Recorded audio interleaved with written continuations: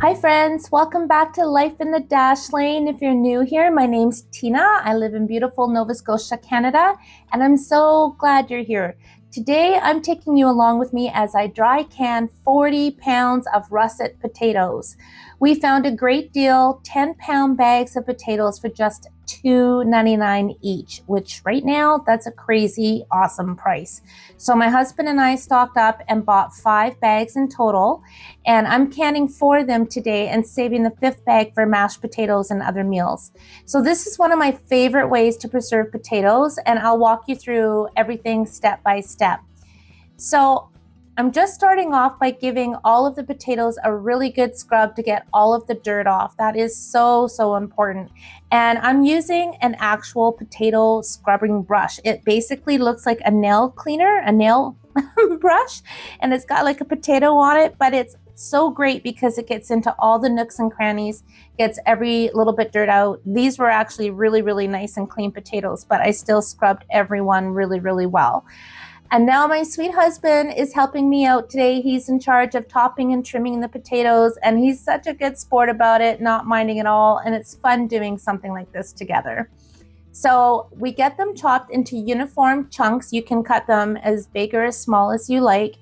And then we're going to pop them into large bowls of cold water. So these are my 2 Tupperware bread bowls, and we're just gonna cut up the entire 40 pounds of potatoes. Now, some of these potatoes I've decided I'm going to try cutting into strips for French fries, but I'll get back to that in a bit.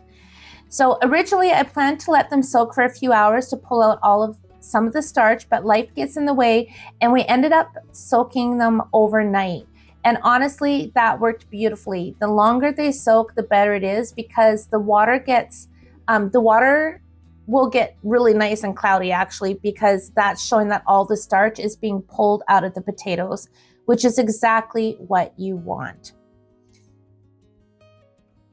So we're just cutting them up, scrubbing them together,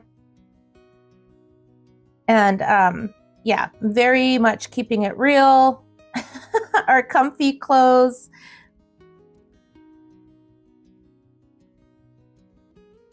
I'm just having a nice time actually doing all this work together. And we could have used a bigger cutting board, but this is actually my little bar cutting board my dad had given me, but the marble part on it works really nicely. So I'm still scrubbing and Brian's still chopping. And as he chops, he puts his pieces obviously into an empty bowl while I fill up the other bowl full of potatoes. And believe me, sometimes it just kind of felt like, oh my gosh, are we ever going to get through all this? But we do. And Cooper's supervising, of course, our sweet little Cooper. If you're new to my channel, I'm very much a fur mom, 2 cats, and our dog Cooper. Our sweet dog Rosie passed away a few months ago. So Cooper had back surgery this past fall, but he's been doing really well and recovering really well. He's 12 this year, still acts like a little puppy, and always with us no matter where we are.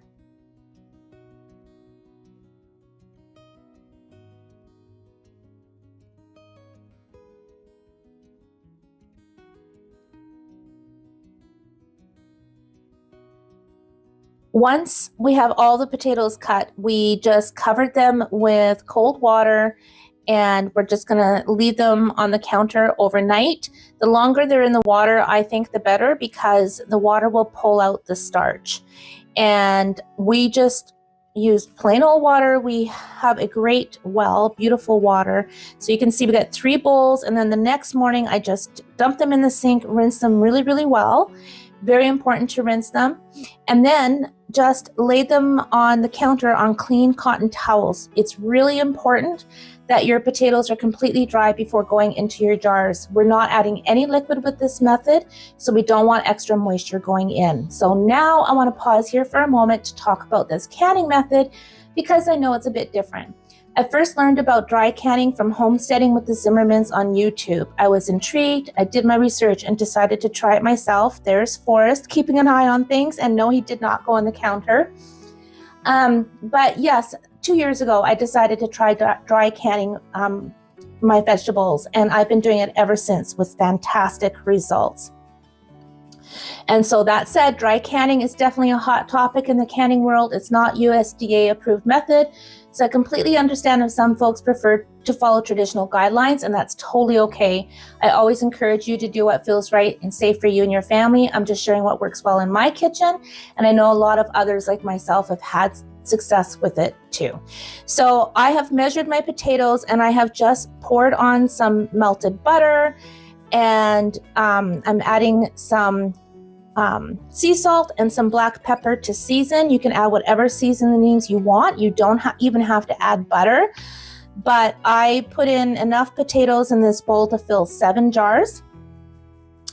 And I've done it where I haven't put any butter, I haven't put any seasonings in my potatoes when I'm preserving them, and they're great. But I know that these make the best fried potatoes ever. And so for a quick meal, I do like to have them seasoned with a little bit of butter. Having said that though, I have also used our potatoes that I've dry canned with the butter and seasonings and put them right into soups and stews if I didn't have any potatoes on hand, or I just wanted a quick little side dish. So I'm just making sure everything is thoroughly coated. You can add things like garlic powder, paprika, a bit of rosemary, onion powder, whatever you feel like adding. You can make them as simple or as flavorful as you like. And I also ended up topping my jars with some potatoes and some onions and a little bit of partially cooked bacon because I didn't have quite enough potatoes at the end to fill the jars, and they turned out really, really well. So I may do another video on that. So here I'm just putting the potatoes into my jar, and I'm using my funnel just so I don't get potatoes falling all over the counter. And the other thing that we ended up doing is we cut some potatoes into fries, which I've never done before, but I read up on them and apparently they're amazing in the air fryer later on. I didn't season those. I just added a little bit of melted butter, same process otherwise, just a different cut. So now everything's in the jars. I'm leaving about 1 inch of head space. Again, no liquid is added, just the seasoned buttered potatoes.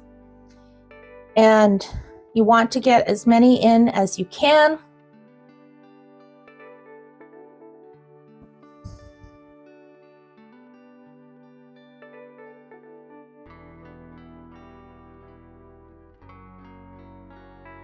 Okay.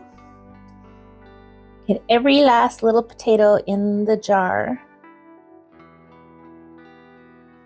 And then it's really, really important to clean your rims. And I'm going to be using my cotton towel to wipe the rims, which you'll see in a second. But right now I'm just pushing everything down, making sure I have that inch headspace on my jars.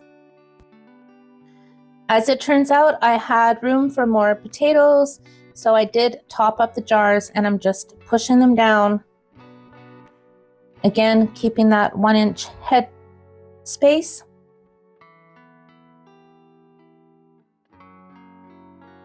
I'm packing them in really, really tight.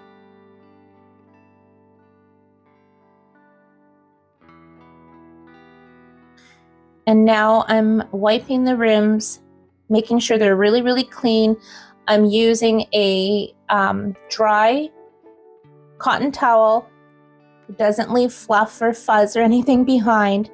Easier to wipe them with a dry towel versus a wet cloth because I had used the butter on the potatoes. And again, that was a tip I learned over at Homesteading at the Zimmermans. That is such a great channel. I've learned so much on that channel.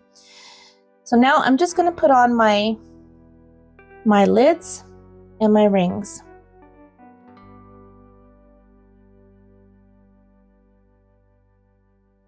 I always like to take extra time to really make sure the rims of my jars are dry and clean. That is so, so, so important. If you have anything on your glass rims, you're not going to get a good seal. And with all the work and love that you put into your canning, it's worth the extra few minutes to really make sure that everything is done right.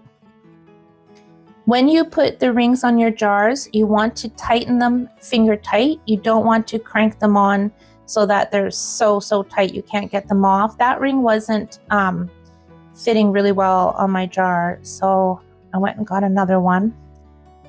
I don't know if it was a bit dented or what, but that's something else. You want to make sure that you're using good rings that have no dents, and make sure your seals are new. At least I do. And just continue on until all the jars have their lids and their rings on. My canner is a T-Fal pressure canner. I add enough water so that it comes up to about 1 inch from the bottom of the jars, not covering the jars like a water bath, just enough to create steam and pressure. So I'm just going to put my jars in, and then I'm going to add, oh, by the way, there is a rack inside this pot. For those of you who are new to pressure canning, I remember when I was brand new to this, I'm like, how do I do this? So there is a rack that goes on the inside. Put your jars in, and then you're going to pour in enough water so that the water comes up 1 inch from the bottom of the jars. So I have my 7 jars in there, and I'm just going to add my water. Now, we do have hard water, so when I'm canning, whether I'm doing water bath or pressure canning, I always add a little bit of vinegar, and that prevents any of the white calcium residue that you can get on your jars when you take them out. If you don't do it, it's not a big deal. I just like to wipe my jars and clean them, but by adding the vinegar, that just saves me that extra step, and you only need not even a tablespoon. So you can see here, I'm just adding a little bit of vinegar, and that's plenty enough.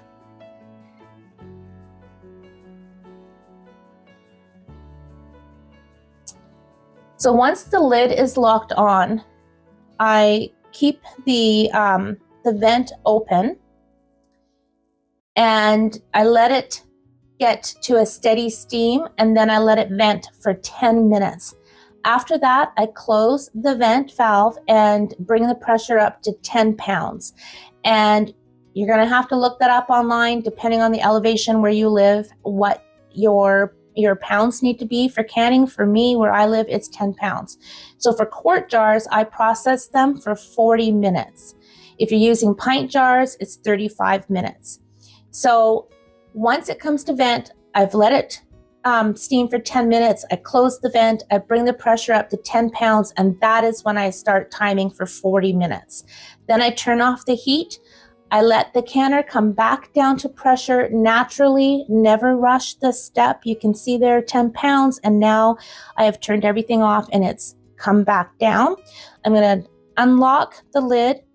When you take the lid off, make sure you do it away from you so that you don't get steam coming up on you. These are hot, hot, hot, so handle with care. So now that the pressure's down, it's safe to open. I'm taking the jars out and I'm placing them on our towel-lined counters to cool undisturbed for 24 hours. And you're gonna hear that lovely little ping as the seals set, and that's so satisfying. It's just so awesome to hear them. You know that they're sealed. And after that, I check the seals, I remove the rings, I label the jars, and I store them in our pantry. And because I have so many more potatoes to do, what I do is I let the water out of my pressure canner because it's still really hot and my jars are room temperature. So I don't want to put jars into really hot water and take the chance of them cracking. They definitely would if they were cold jars, but I personally don't even take a chance with my room temperature jars because that water is so hot. So I dumped the water and I put in fresh water, just lukewarm water, and put my jars in so everything's the same temperature. And then I repeat the process, and here's how they look. Beautiful. I am so happy I got all these potatoes in my pantry. And just like when I'm canning my jams or relishes or pickles, I always cover my jars with a tea towel and just leave them alone for 24 hours.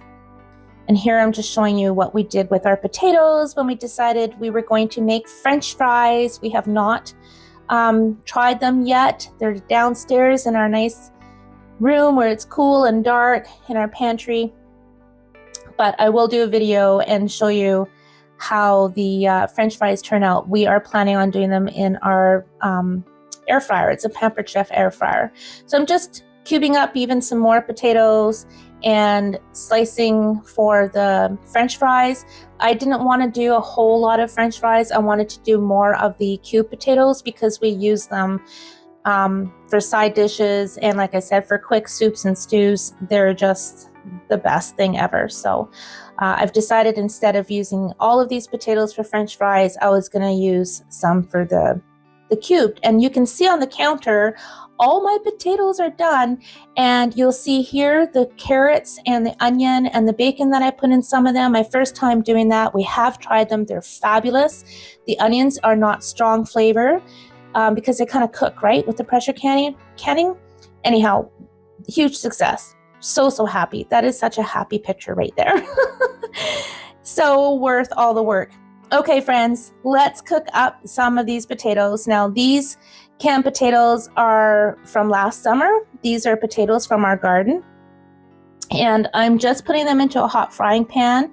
I'm not putting any butter in the frying pan because there is butter in these potatoes. And you can see the starch on the bottom. That's perfectly fine. I'm just dumping the whole thing in. You don't have to. I know some people will rinse their potatoes, but I don't because there's butter in these, and there's actually, it looks like there was more starch in that jar than there really was. There was not a lot of starch in that, and you can see the bits of butter. Now I'm adding one of my favorite seasonings in my kitchen, my Lawry seasoning salt. Even though that these were always already seasoned, because I don't always know how I'm going to use my potatoes, I do season them lightly, and then when I go to use them, I can jazz them up more depending on the dish I'm using them for. So a little pepper, a little seasoning salt, and that's all I did. And I'm just pan frying them until they're crisp and golden. And again, I did not add any butter, any additional oil to these potatoes. I wish this channel had smell-o-vision because they smell amazing and they just taste awesome. And I decided at the end to add a little bit of Montreal steak seasoning, which was chef's kiss for these fried potatoes. For some reason, I find dry canned potatoes make the best pan-fried potatoes, whether it's for breakfast or for our dinner. For this meal, I have a meatloaf in the oven, so we're going to have these potatoes with the meatloaf. And some veggies on the side. I made a broccoli casserole, and look at, those are so good. And I'll just show you that we have our potatoes down here. These ones were from November. These were the ones that I just showed you. And then I think we used up all the potatoes from last year. Yeah, so these are the oldest. I will start here, but look at all the potatoes I got. I'm so pleased with them. And then we have our green beans from the garden, my pickles and relishes and beets. So I will have lots more videos coming for you. My blackcurrant jam from my blackcurrant bushes. I love canning. It is so satisfying to have all the food on our shelves, soups and stews and chilies. So there you have it. That is how I dry can 40 pounds of potatoes in one go. And I hope you enjoyed this video. Be sure to give it a thumbs up and subscribe for more homesteading, cooking, and cozy life content here on Life in the Dash Lane. Thanks so much for spending time with me today. Happy canning, friends.